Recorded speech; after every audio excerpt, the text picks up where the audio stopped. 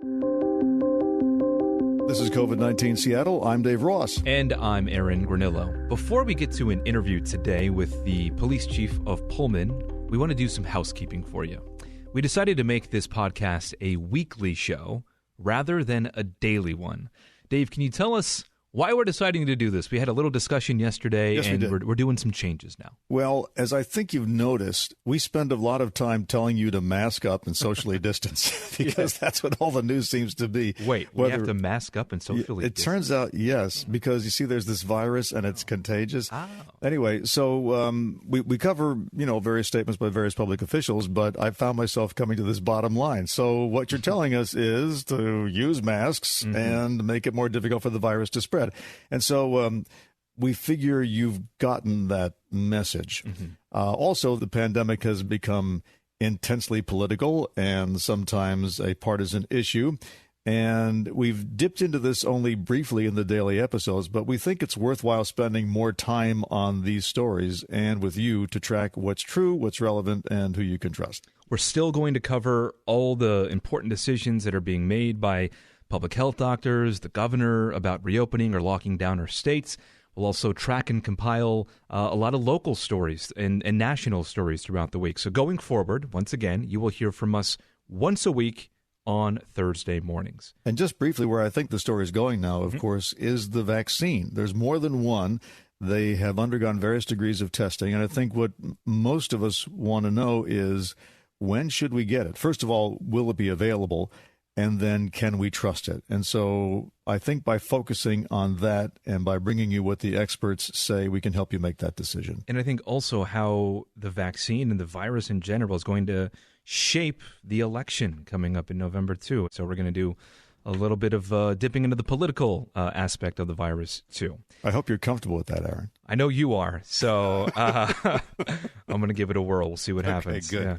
Okay, now to an interview with the chief of police in Pullman, where they are being, I think it's fair to call them party poopers. Yes, Dave? Yes, because you're not supposed to party. And apparently, for some reason, college students like to party. Pullman has a problem. Students are coming back to WSU, and they want to party, and they're spreading COVID-19. And so it falls to the police chief of Pullman, Gary Jenkins, to try to control this. And so his department has been tracking down parties and issuing tickets. And Gary, tell me how many tickets you've issued so far. We've issued 10 infractions to hosts of parties. So what's the rule here, and under what authority are you allowed to actually issue tickets for this? So we're actually using a local ordinance, which is called a nuisance party ordinance, and it's a civil infraction. And initially, the ordinance was created to address such things as allowing minors with alcohol and that type of activity at a private party. And so a host can be held civilly responsible for allowing those types of violations to occur. There's other language in that local ordinance that also addresses activity that's detrimental to the public health.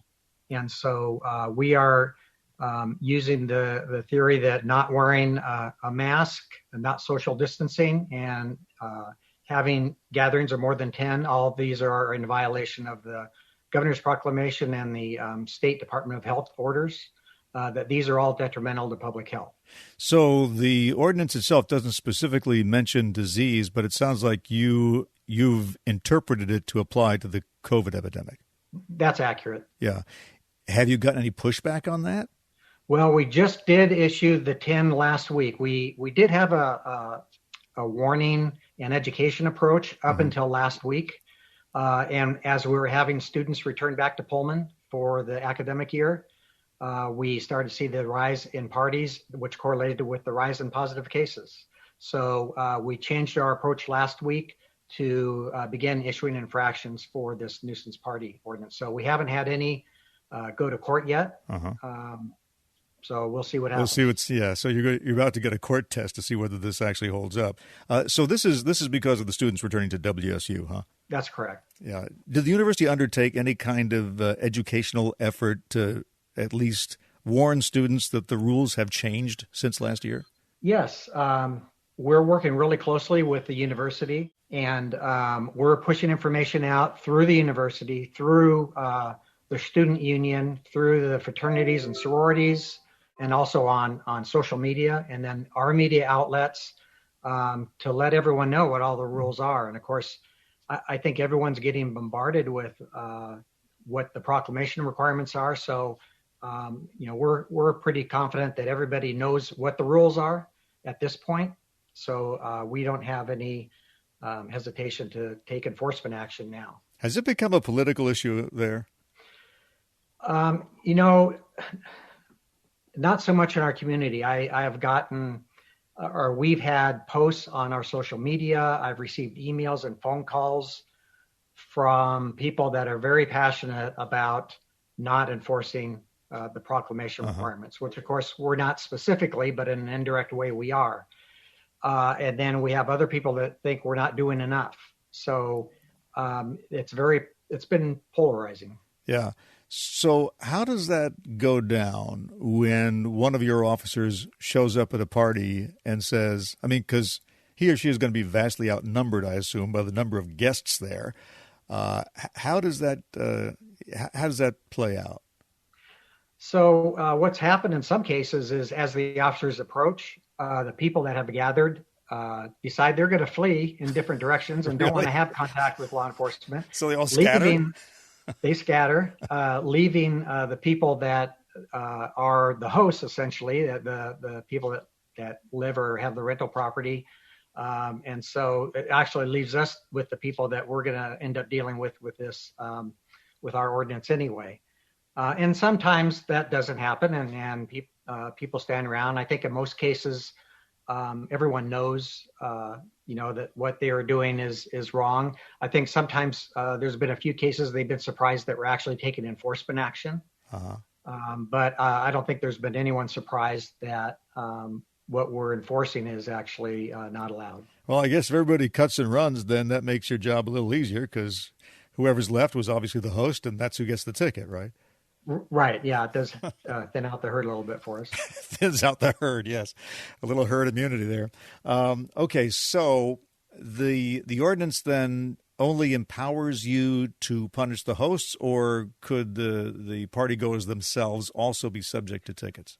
What we're seeing happen now is hosts are collecting a cover charge to pay for the fines, which are not that exorbitant. It's $250 for a first offense and $350 for a second offense. So what we're doing now, our city attorney is working on amending our ordinance that will allow us to also issue an infraction to the partygoers that are engaged in the activity that causes the violation. Okay, so wait a second. So in other words, the hosts decided, okay, they're going to fine us, but that's just a cost of doing business, so we'll charge a cover charge to cover the fine. Right. That's happened in some cases. In other cases, when the officers are there issuing the infraction, some of the guests will get on their phone and get on Venmo and make their donation back to the host. Wow. As if your job wasn't hard enough already. So is it working then? Is it obviously the reason you're doing this is to try to prevent people from holding parties? So are people actually changing the behavior or just getting more clever about compensating for the fines? Well, it's only been a week that we've actually been doing the enforcement, so it's really tough to say. I would say, though, we're definitely having less parties than normal, and part of that is just because of the situation we have. We don't have all of the students back in Pullman that are normally here because their classes are online, but we do have about 70% of them are in town. Mm-hmm. So our parties are down some. So I think there is a lot of compliance going on. So I don't know how much of that is just from the situation or from the efforts that we're making. I think it is making a little bit of an impact, and I think we'll be able to tell in the coming weeks really how much of an impact we're having on the actual COVID spread and the parties. We know through contact tracing that a lot of the positive cases amongst students are coming back, traced back to gatherings or parties of students. Yeah, so this isn't an arbitrary thing you're doing. This is based on the fact that your information tells you that this apparently is one of the primary reasons that it's spreading in that area. Right. I mean, our plan all along had been just to educate and warn. And, during the summer that was working fine. But then when we got hit with the explosion of cases that we've seen, we knew we had to take a different approach. Yeah. So is there a way that you can hold any kind of social gathering that does comply with the law? Or is that just simply impossible now? So gatherings of 10 or fewer that practice either social distancing or wearing masks, those are completely allowed. Well, good luck. I'm sure that you're now considered Pullman's #1 party pooper, but you got to do what you got to do, right? Well, the interesting thing is we are getting a lot of support from our community. Our community's scared to go out in the community because they hear what's happening, and so they feel that they're vulnerable. And actually, the student groups have asked for our help as well because their groups are not necessarily listening to them, and they've asked for our help in getting the word out and try to reduce this issue as well. So we are getting support in the community. That's good to hear. Pullman Police Chief Gary Jenkins. Gary, good luck. Thank you. Thank you, sir.